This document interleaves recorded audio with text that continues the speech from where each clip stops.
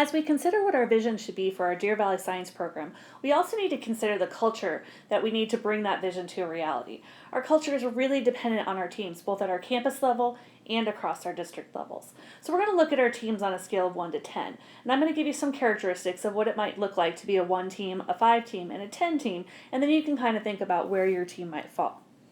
So if you were to walk into a meeting for a 1 team, here's what you might see. You might see teachers who really don't want to be there. Teacher A might be texting, teacher B might be grading papers, teacher C might be looking up things on YouTube, but really they don't want to be in this team meeting. They're there because they have to be there.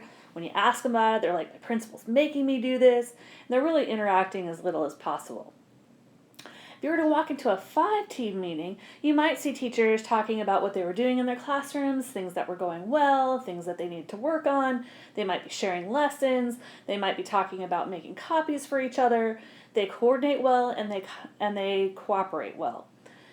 But if you ask them what happens when they disagree, they would say something like, well, we just agree to disagree and we're each going to do our own thing. It's that I'm going to shut my door and ultimately I'm responsible for what happens in my classroom and I'm going to teach what I'm going to teach.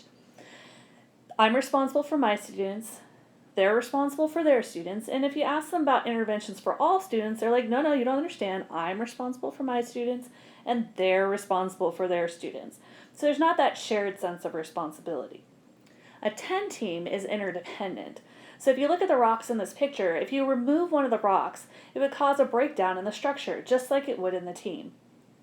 10 teams feel like they have a shared responsibility for their students, and they think about like, how will we make sure that all our students master the concept? They hold each other accountable for their shared responsibilities both in curriculum and with their students' performance, and they really feel like they couldn't do their job effectively without their team.